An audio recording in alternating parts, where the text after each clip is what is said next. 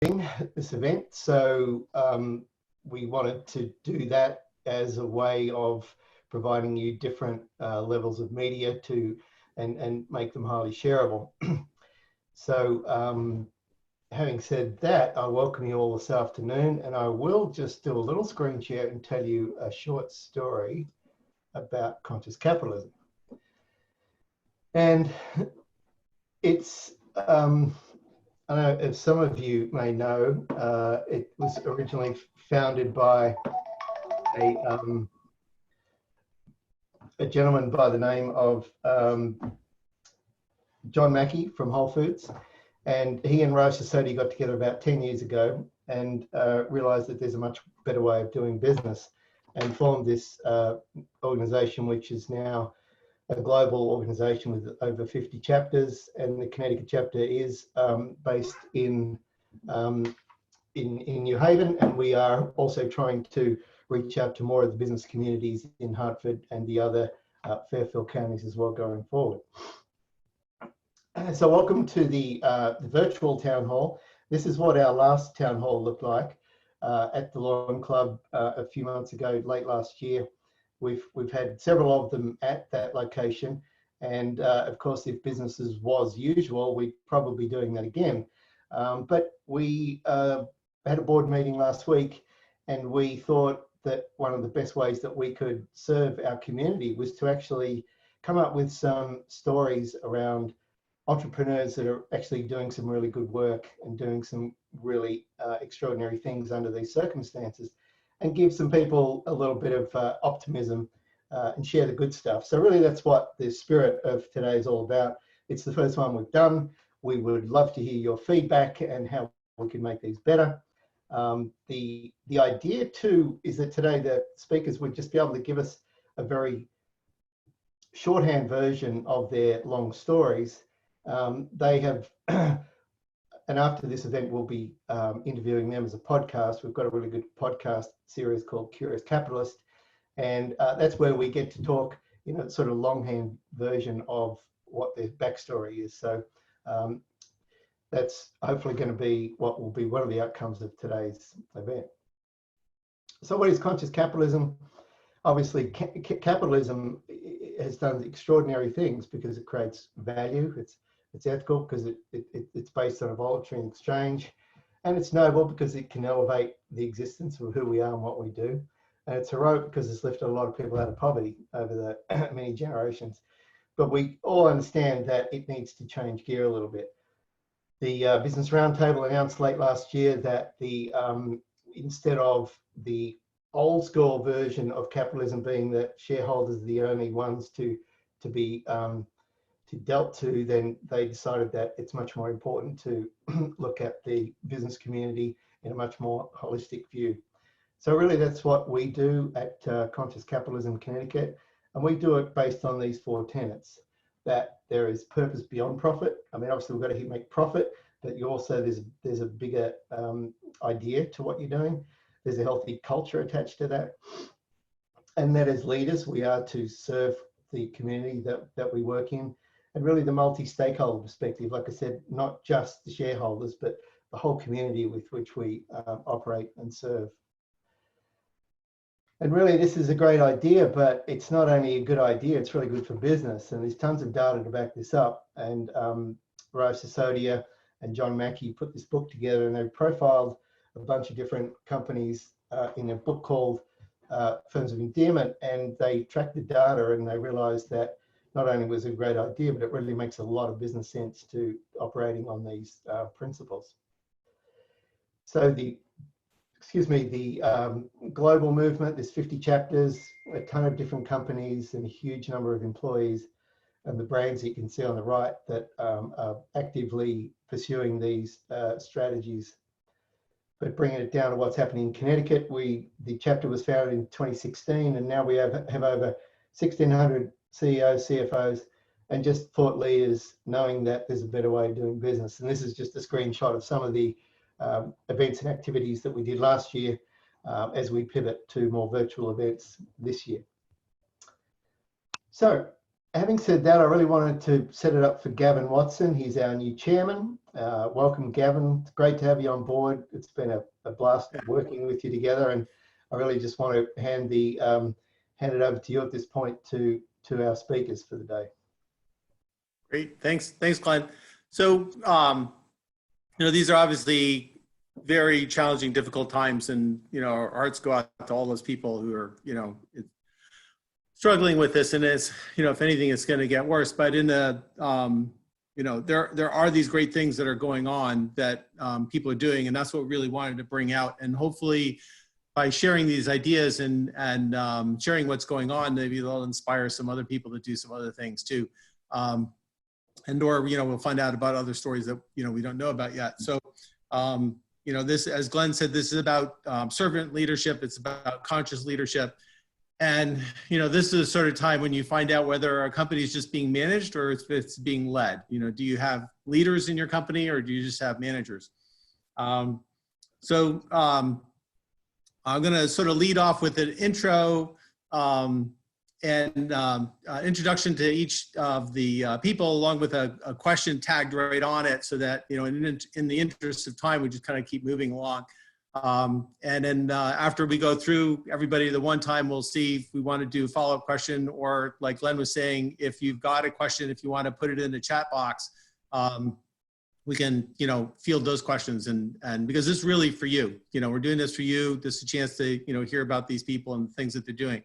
And like Glenn was saying, hopefully we'll follow up with some podcasts and some other things so you can get a deeper dive. So I'm going to start off with Bing.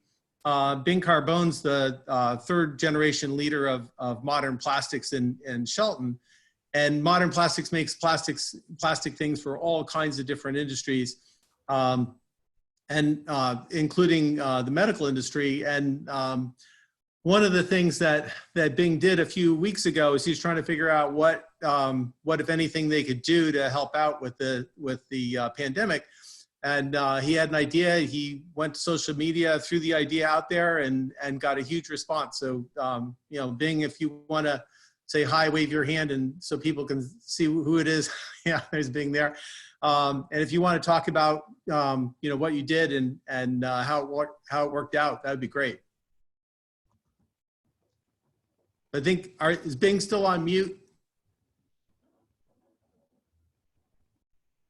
Can we? Yeah, unmute him.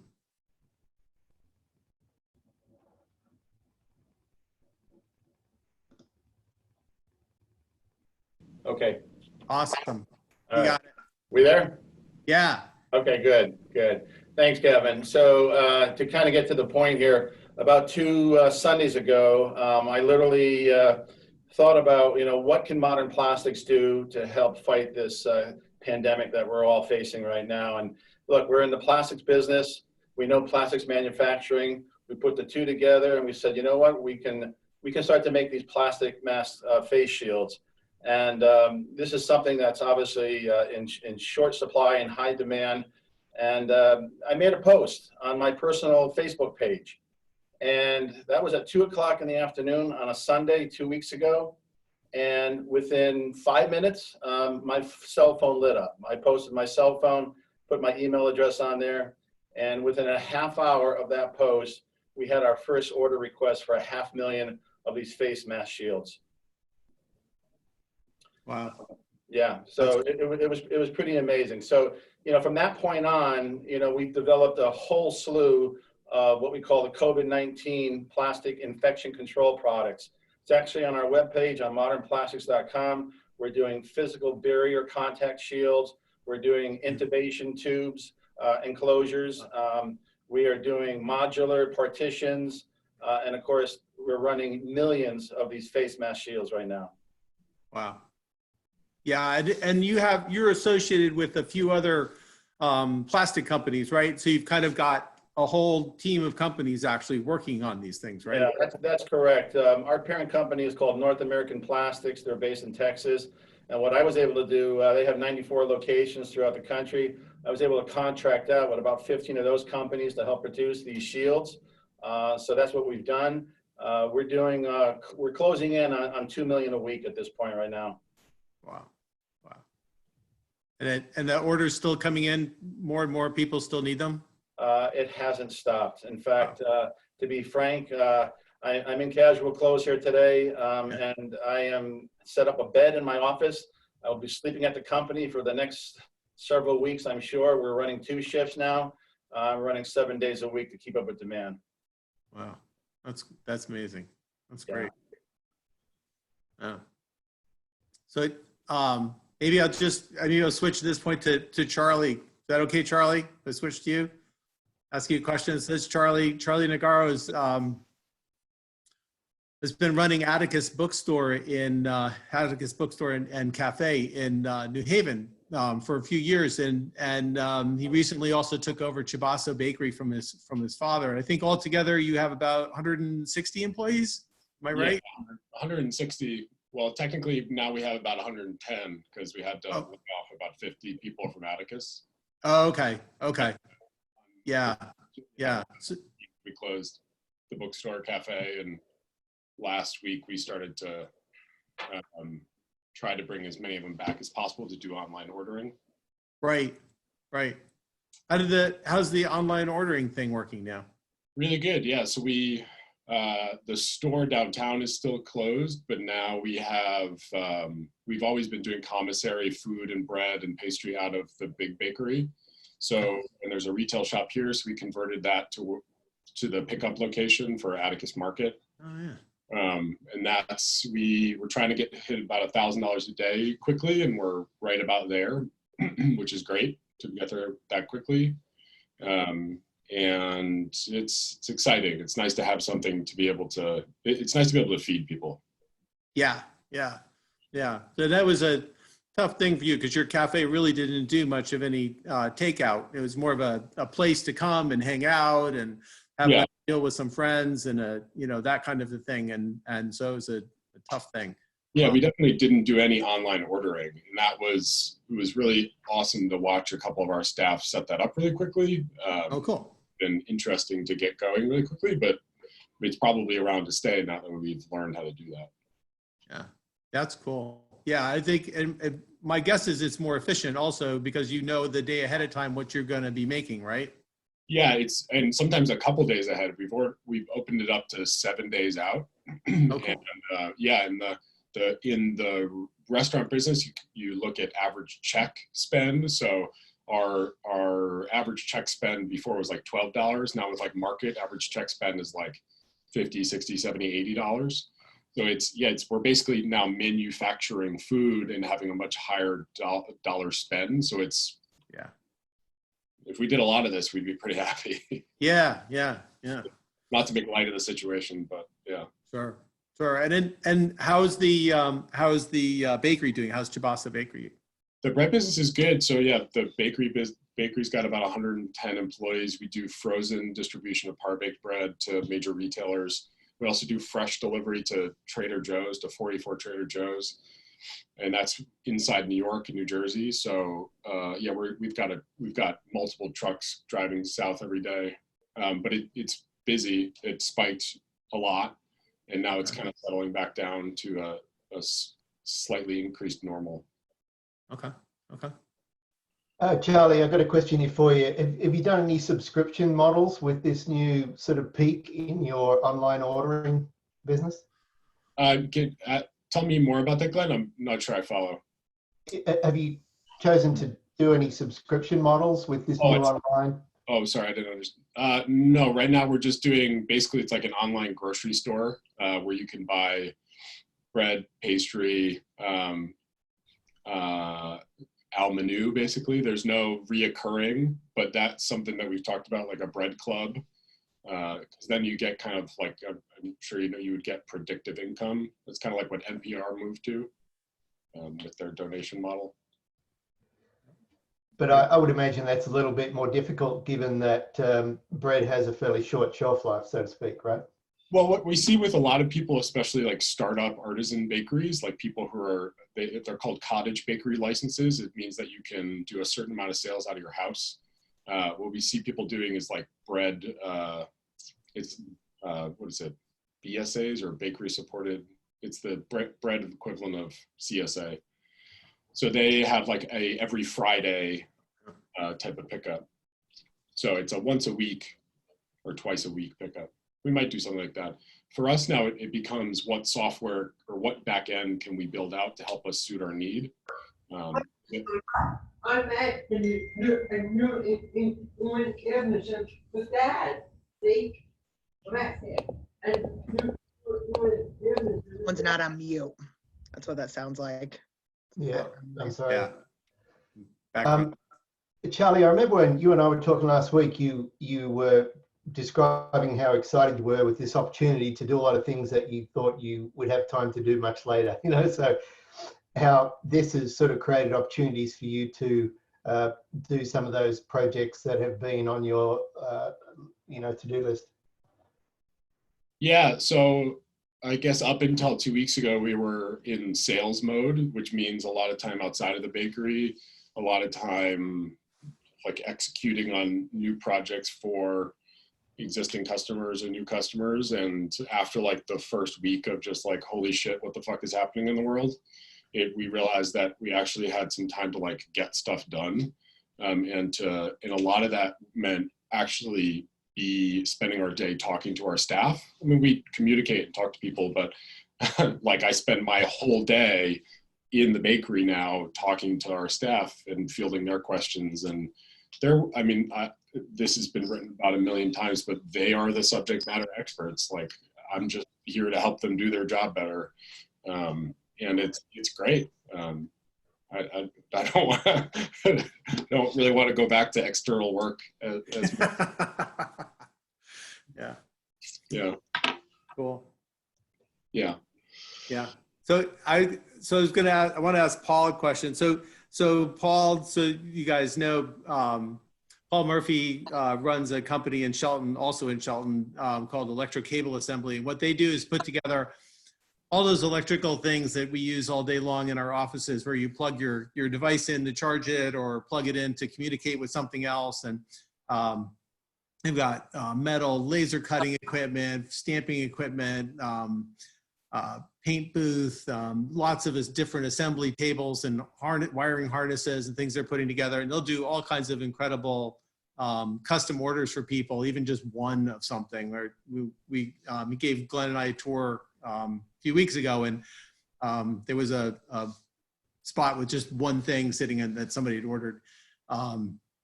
So they have an incredibly complex bunch of stuff that they do, and it's a super lean, super organized place. I've been through several companies on tours, on lean tours, to see how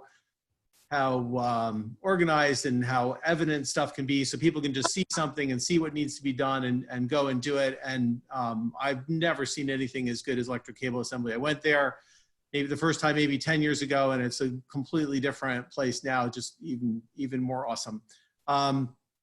So one of the things that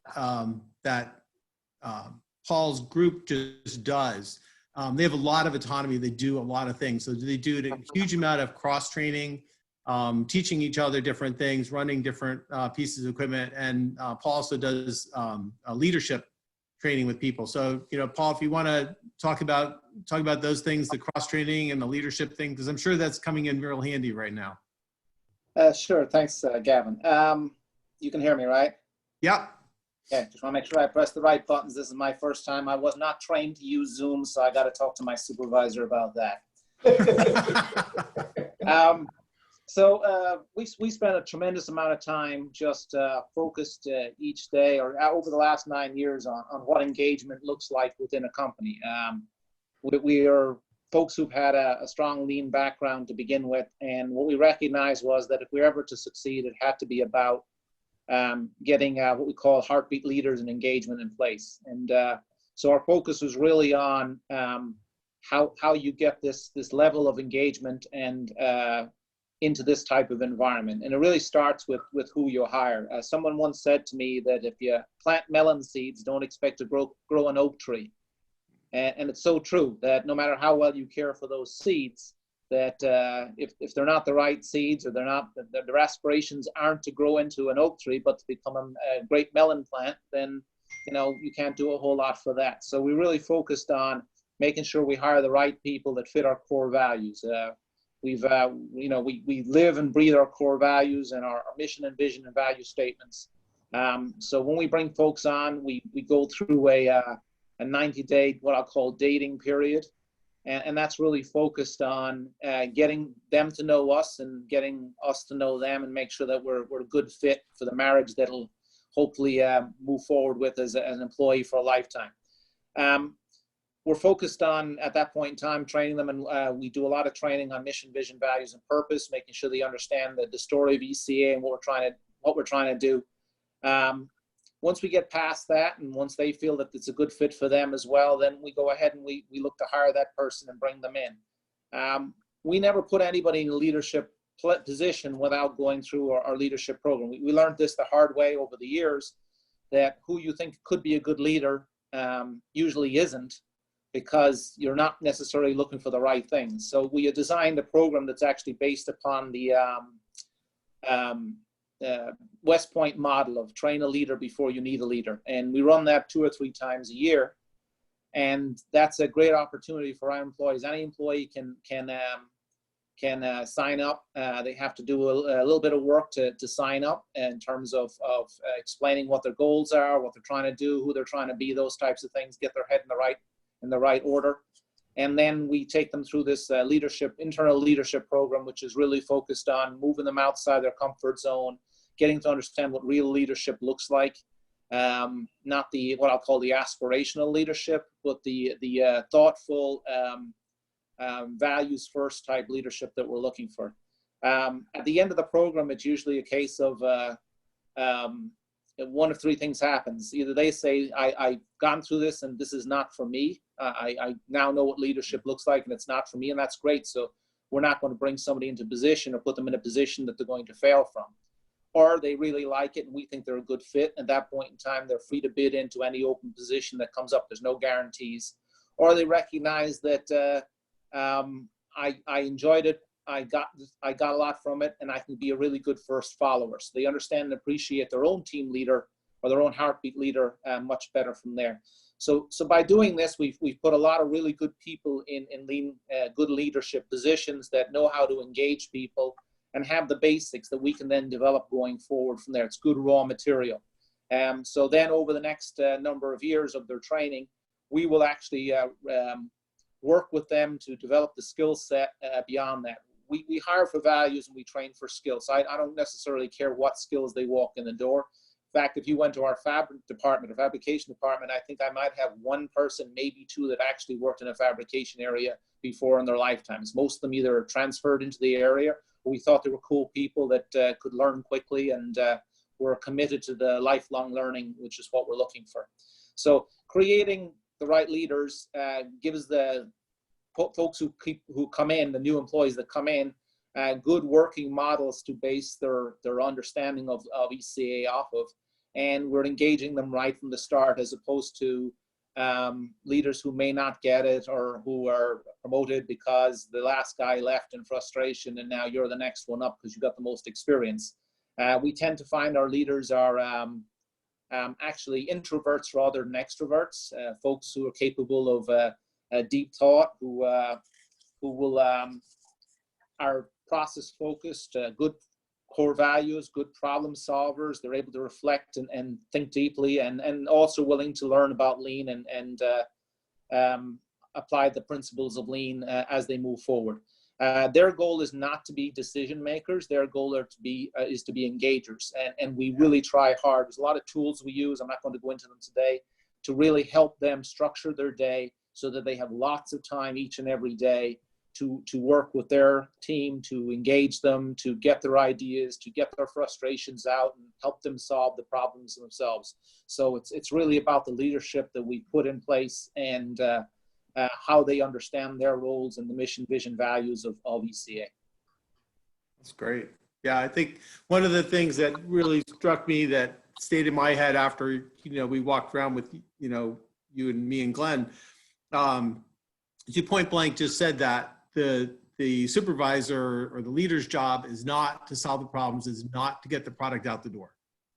The leader's job, the supervisor's job is to create engagement, to bring people together, figure out what they need and how to engage them and keep them excited about, what they're doing and find out where they want to go and that kind of thing. And I thought that was amazing that, because that's a totally different focus than most places. Most places would be focusing on, getting the product out the door and maybe a little coaching later, here and there.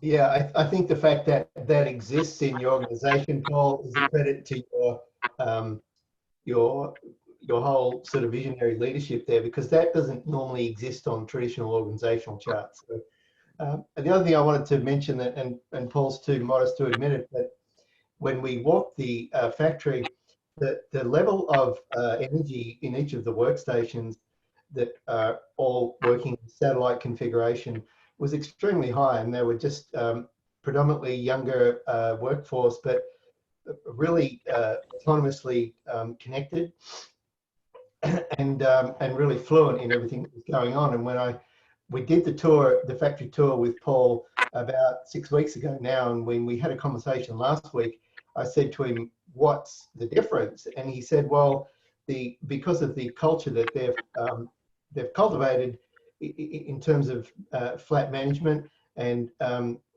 making people be working independently, that this crisis hasn't really rocked the boat as much as he was afraid it might." So I think it's a credit to his management style and skill with people to cultivate a sense of a leadership style that really creates that sort of autonomy.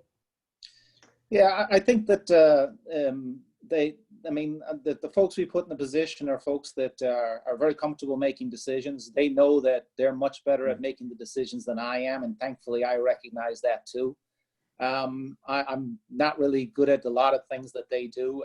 They have much better ideas, and all we're trying to do is I'm just trying to get the heck out of their way each and every day and let them be them. I think the one thing I've sort of learned through this is certainly don't pretend to be in control, be in charge.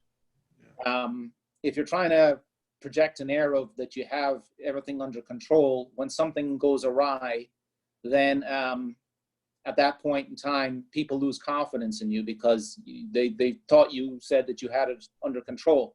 I think the key is obviously being honest at all time and letting them know what you know and don't know in practical terms, and then understand what hurts and what obviously is dangerous in terms of the threat, to set reasonable expectations for them so that they understand that our mission has changed, but they can adapt to it, and we feel comfortable and confident. They feel confident in their ability to adapt. It's not that they don't have anxiety, it's not that they don't have fears about this, but they also have some of the skills or most of the skills to be able to handle it and adapt and adopt in the environment that they're in.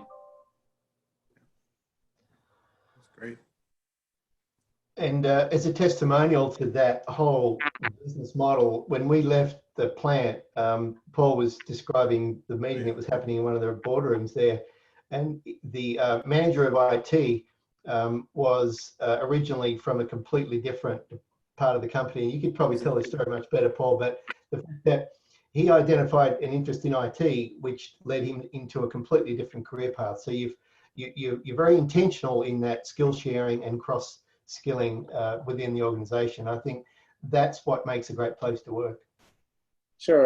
If you look at the guy you're describing, Joel was one of our guys in shipping 9 months ago.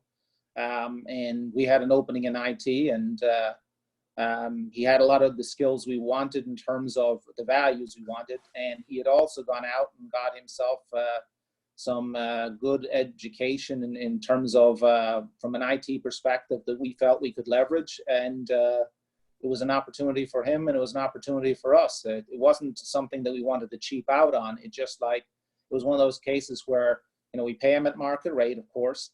But it was like, he already knows who we are. He knows our systems. All he needs to do is apply from an IT perspective, the IT skills we need. We don't think they're incredibly, it's not brain surgery we're looking for. We just need a guy who's got a good ability to listen to people, work with them on training and stuff like that, and do some good programming on that solve problems for the people on the floor. And he's been a great find. all of our team leads and supervisors literally started on the floor as a level 1 assembler or a level 1 fabricator. I was looking at, you'd asked before this about, as an example of one of our folks, I'll take Quiche Marie Hernandez. Quiche started here 5 years ago as an assembly 1 person. Within 3 months, she had moved up to assembly 2. That meant she could work in our single piece flow cells. About 6 months after that, when she did the heartbeat leadership training, she became a team lead in our COC assembly area.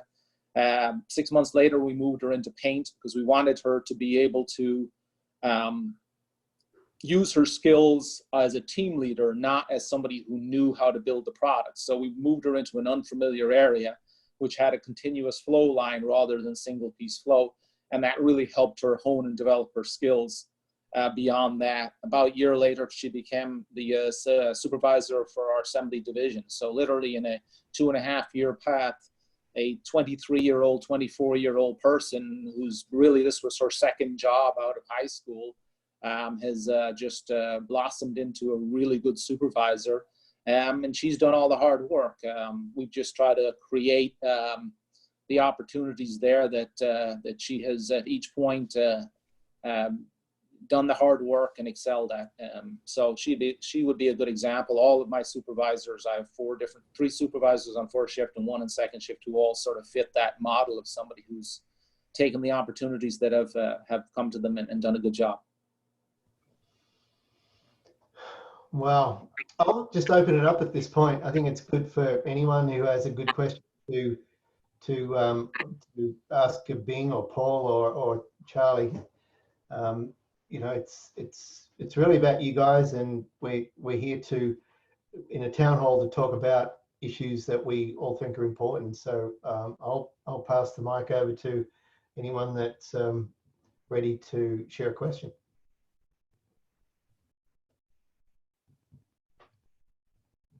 Hey, I've got a question for Bing. I'm a former Navy guy, worked tsunami relief efforts in Indonesia and Haiti earthquake, and there was a huge outpouring of corporate support. The real question is, how do you manage all this stuff that starts flowing?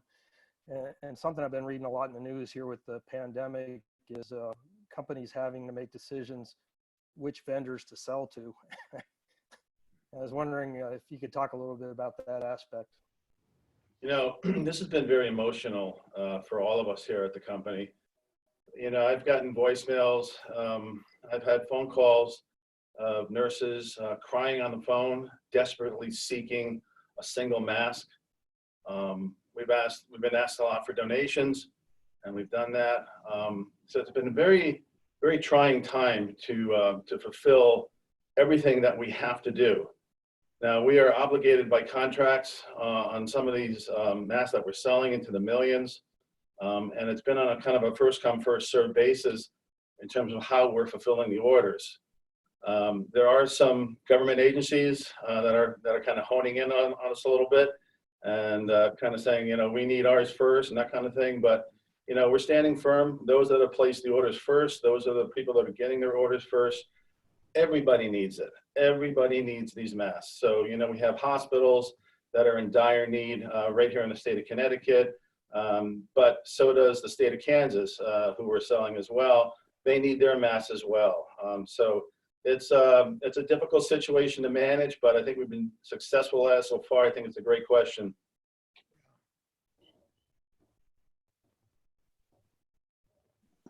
I have a question for the last speaker who talked about hiring on values and training, I think, on skills. And it seems like a lot of people, how do they do that? You know, how do they know who's walking the walk when it comes to values? Good question. This is Paul. Good question, Michael. We start out, and we were very deliberate about this, and we had lots of debates about how we go about this. We hire all of our DL through a temp agency. Now, what we did first of all is we sat down with the temp agencies and we vetted the temp agency, and we wanted the temp agency to really understand our values. They came through on a tour. We gave them a lot of material. We put them through our training so they truly understood who we were as a company and what we were looking for. And we weren't looking for just certain types of, you know, we wanted a certain type of employee that we felt was going to have these values, and that's what they were going to look for. And the ones who were successful are the ones we've retained in terms of temp agencies. Once we did that, we tell folks it doesn't matter if the person we're hiring is a referral. We pay for referrals internal. By the way, we don't hire relatives. That's one of our rules. We want to have a company that you're clearly you win based upon your merits, not based upon your relationships. Once the people go to the temp agencies, they get vetted there in terms of what we're looking for. Then they come in and interview with our team leaders and supervisors, and they pick the person. The person comes on. We immediately send them through 8 different training sessions. The first one I conduct, which is mission, vision, values, and purpose. And we walk through who we are as a company, what we're trying to do. From there, every month we meet with the employee. We meet with the employee every month and tell them how they're doing. We tell them about every one of the 7 or 8 attributes that we're looking for. And based upon those 7 or 8 attributes, we let them know there's one attribute we don't talk about, which is attendance. We explain that at the start. We don't want a person's attendance just getting better for a short period of time. If you haven't figured out the attendance thing, because we tell them straight out up front, you know, attendance is critical. It's very hard to, you know, the first part of half the jobs to show up ready to work. Over the 3-month period, our team leads and supervisors meet for lunch once every month to discuss every employee that's going through this probation process. At the end of the 3 months, if they score well enough and they've taken the feedback we've given them each month about what they're doing, where they're going, we will then hire them.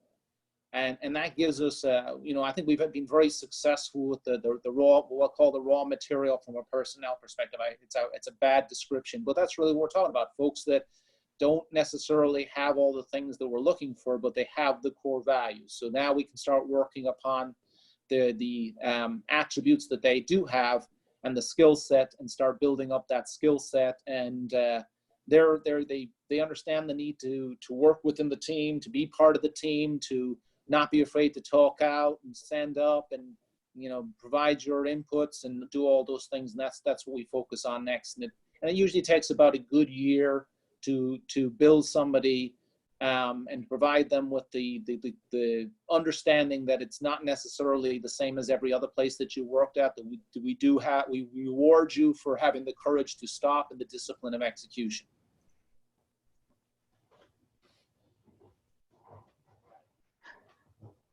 Hey, Glenn, it's Betsy. First, may I just add in here, and I'm Betsy Hurley with the Greater New Haven Chamber of Commerce. So Glenn, I want to make sure to thank you for pulling this together.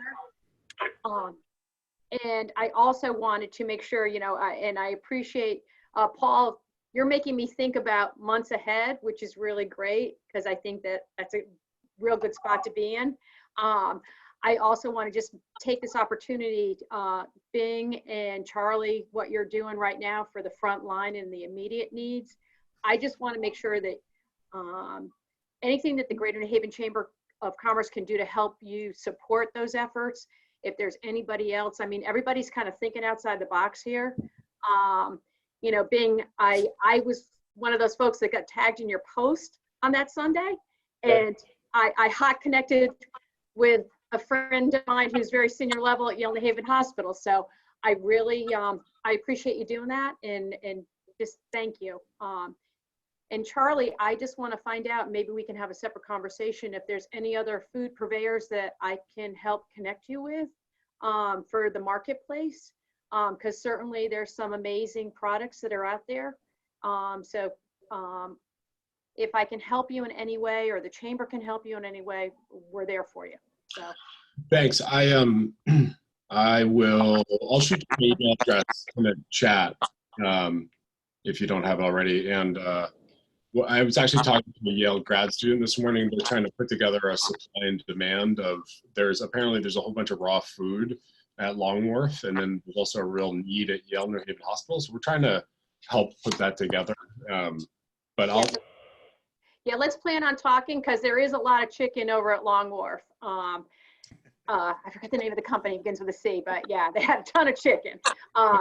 But there's also, sauce that's made by, Chef Silvio's Sunday Sauce, which is out there too. And there's a lot that's roaming in my head right now. But absolutely, I would love to connect with you. All right.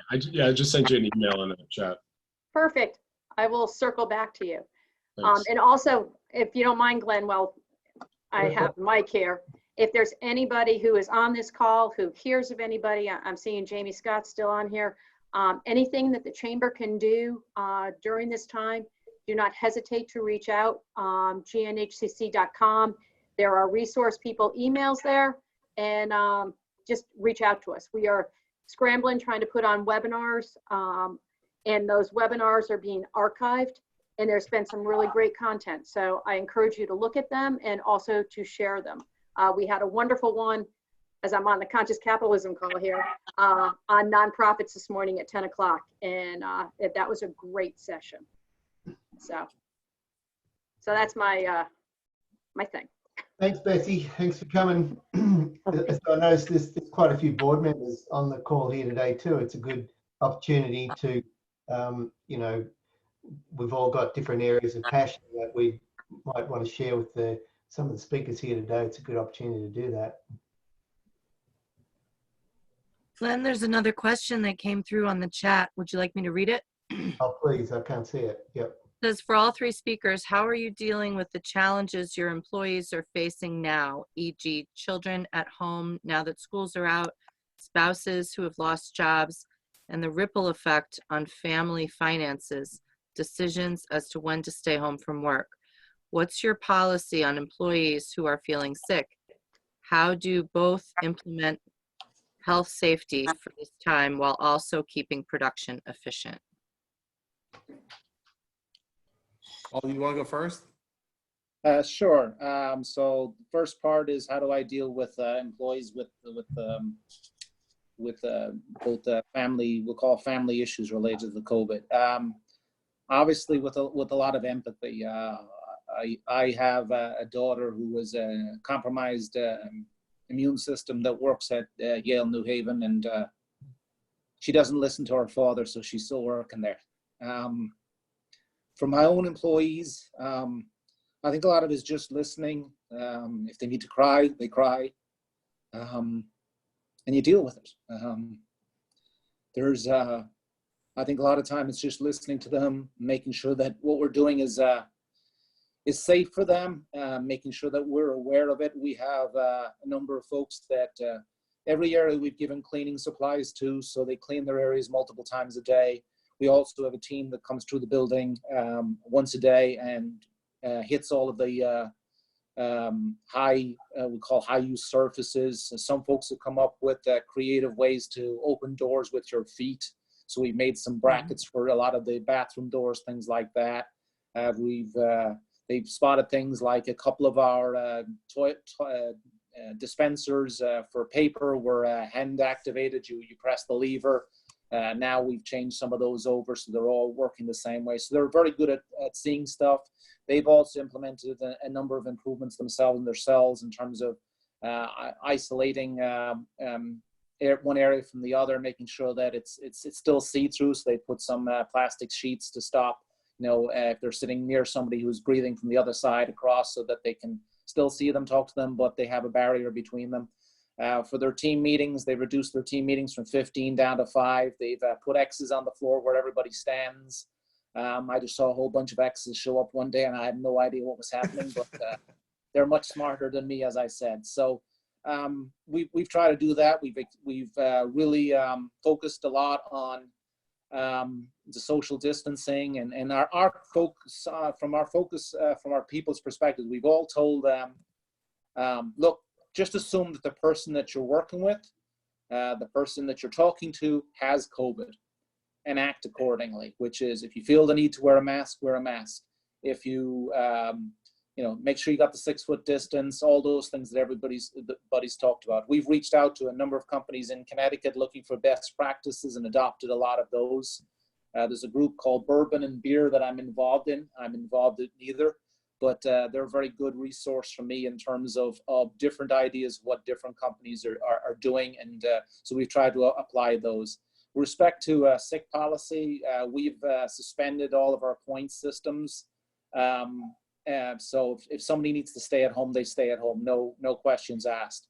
If somebody comes to work and they're concerned whether they're sick or not, we immediately send them home. We'll pay them for the day, and we'll sort out what's going on with them from home in terms of, do they need to stay there longer, things like that. We want to make sure that they understand safety first, and that that's our utmost importance. I don't care as much about on-time delivery or shipping dollars or any of that crap right now. I'm focused on, do you go home every night feeling like that you got something from your work? I sincerely believe that, and I've had a lot of time thinking about, is this the right thing to do? We're not making, hospital equipment. We are supplying some companies that support hospitals with electrical for, and we also support FEMA, but it's not, I'm sure somebody else could make what we do. So a lot of what I focused on is just, well, the importance of them having structure in their lives, coming to work, earning a living, and not watching television 24/7 and getting just absolutely freaked out by what's going on. Because I think you can just get so immersed in that from a mental health perspective. So we really try and focus on those aspects. Question came up in the chat about taking temperature of your employees on their way through the office. Is that something you would entertain, or are you allowing them to sort of self-monitor? One of the things, we are actually looking for some temperature monitors, but we want to provide them to them as an option, that if they chose to check their own temperature. I have a hard time with the idea. First of all, I don't think they're terribly accurate. And number two, I have good trust in my employees that they're going to do the right thing, and that we've created an environment like that, and that we've also shown a willingness to act when we need to act. We've pulled some folks aside, and when they've come to us and said, look, I'm concerned about this or whatever, and we've had those discussions, we tried to make sure that everything is treated confidentially, obviously from a HIPAA perspective, and that we focus on those. We have banned or restricted most people outside the building from coming into the building, and taken other steps like that to make sure that we maintain a safe environment. But you never know. I mean, I think they've said the other day that 25 to 30% of the people are asymptomatic that do actually have corona. So the idea that catching the sick person is kind of a little late in the process anyway. I had a question is to throw out to everybody. Are there any things that you've done or that have happened or spontaneously occurred that you think were awesome and that you intend to keep going in your facilities after this is done? I can probably start on that if you don't mind. Sure. Okay, so one of the things that we've realized is, this situation is not going away anytime soon. And for our company, we feel it's going to be the new norm. We've actually created an infection control division with a host of plastic products that we will be continuing to offer to safeguard the public, to safeguard the workers. In the end, we've gotten a lot of press on everything that we've been doing. And in the end, this is not about Bing Carbone. This is not about modern plastics. This is about the healthcare professionals. This is about the first responders. This is about the doctors and the nurses and the other industries that we're serving to help protect the public. We're literally saving lives. And that's something that I think about every day when I come in here. And that's what I'm so proud about, what this team has come together and done. This is a terrifying situation for everybody, let's face it. I'm in a high-risk category myself, and every day I wake up, I just pray to God that I don't come down sick, that my kids don't come down sick, that my employees stay healthy. And my job here is to keep calm with everyone and to continue to educate everyone what they ought to be doing, not only here, but when they go home. and that social distancing that we talked about, washing the hands, all the things that have been talked about. I constantly send reminders and talk about it every single day in our meetings with all our employees. That's great. And I think Paul made some really great points there. We're pretty much in line and sync with what he's doing as well. There's this really good question on the chat, not to change the subject, but Go. Yeah. I wouldn't mind answering this. And it's a life, professional, otherwise changing experience for which the impetus to treat work colleagues with empathy, respect, etc. Or 2, did you have a mentor who showed you that yeah. So I think I'm definitely somebody who like made the dumbass assumption of coming into a job in my early 20s and assuming just because somebody had worked there for a long time that they should know how to do it. And like learn through trial and error of just like, that's just a stupid way of thinking about things. And that and then one day kind of this light switch or this switch flicks where you realize that, like Paul has been saying, your job is to help people to do their job better and to give them the skills and the resources they need to be successful. My first real business mentor, and probably still key one, is he's my Vistage chair. He said that after 30 years of working at Xerox, he kind of tried to codify what he had been doing his whole career as a leader. And he said that it came down to 3 things. It was crystal clear goals, allocating resources. Crystal clear goals, aligning people to those goals, and allocating the resources necessary. And you kind of, when you are then kind of charged with having to do that as your job, like, are the goals clear? Are we all aligned to them? And then do people have what they need to get there? And then adding into kind of what Paul has been saying, giving people the space to do that process themselves, not just be the only person doing that, is really where you start to get to build a culture. Like what Paul mentioned about the value system, that's a goal, that's alignment, that's allocating resources. And we did that process at the bookstore a few years ago because we were doing weekly meetings, and every week for the first 4 or 5 weeks, it was essentially a process of people coming to the meetings and complaining about the people they don't like to work with. It was like, all right, I'm tired of talking about this. Are you guys tired of talking about this? Let's talk about the people we love to work with. What values do they have? And it became a very candid conversation around like, hey, this is a tough industry to work in. I don't want to come to work sometimes. I'm sure you guys don't want to come to work sometimes. Who are the people you love, like days that you don't be here? Who are the people you love working with? You're like, let's now figure out what the behaviors they have and build our value systems around them. Because I feel like all too often value systems are people with whiteboards being like, I don't know, integrity. And it's just, so, and anyways, that's kind of my long-winded of statement of just saying, just be nice.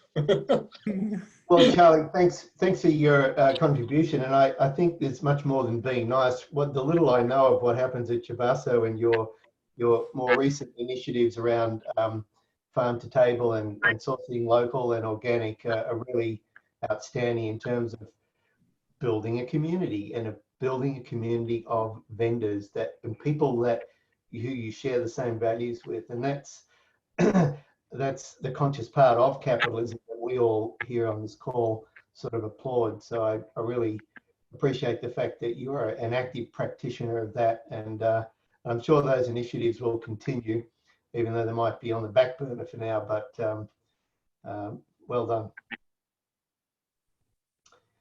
So are there any other calls? I mean, we would like to continue this as a series. We have a few other speakers that couldn't be on the call today that may come up in the near future. One that Eleanor suggested was the Litchfield distilleries and the gentlemen up there are, helping in this war effort in a similar way that Carbone is, in that they've switched their production outputs to be more the hand sanitizers. So if you guys on the call know of anyone else that has been able to serve the community in an outstanding way, like anyone on the call today, or anyone else in the community that you think would, has somewhat deserved some of the attention, then we'd love to facilitate that on a more frequent basis with these calls. And I guess in closing, if I may, just look at the where are we? Sorry, I lost you all. Do we have time for one more from the chat, Glenn? Because someone's asking how many employees each facility has and referencing the Dunbar number. Oh, yeah. Yeah. Yes, please. Who wants to take that? So the Dunbar number is 150. And I'm pretty sure that, I don't know about modern plastics, but I'm pretty sure that Paul and Charlie all, are pretty close to that number. Yeah, it's Paul. We are 165 at this facility. We are part of a much larger corporation, which is owned by the Graham Corporation, Graham family. They purchased ECA about 3 years ago. We have facilities all over North America and one in Mexico as well. We have about 110, 120 here. And we had 170 at one point. I don't think I'd want to have more people than that under one. But it is, honestly, I define my own internal perspective, but I get to define my own day, my best day as I get to actually talk to as many people as possible and check in on their well-being. So, I don't know if I can do that more than 150. Yep, exactly. Yeah. So is Bing still there? I'm still here. Yeah, we're ramping up to around 75 employees here in Shelton. Typically, we run about 17 employees, but with the other companies and my parent company that I've contracted with, we've got about 400 people working on this project. Wow. Great. Well, that's a lot of combined effort there, and I wanted to thank everyone for zooming in today, and really just wanted to close it with this slide saying that we can continue the conversation with Conscious Capitalism, the Curious Capitalist podcast. The 3 guests today will be the next podcast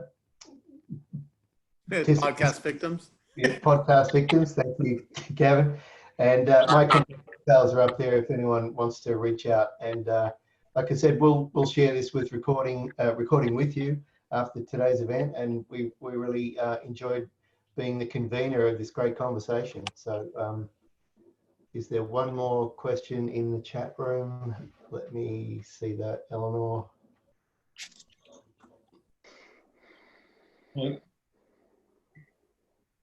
No, that's it. All right on time. We have you out on time, so I appreciate your today, and we'll be back for more. Thank you all. Thanks, guys. Yes. Thanks, Bing. Thanks, Paul. Thanks, Charlie. Really appreciate it. Thanks, Well Dan. done. Thanks. Thank you.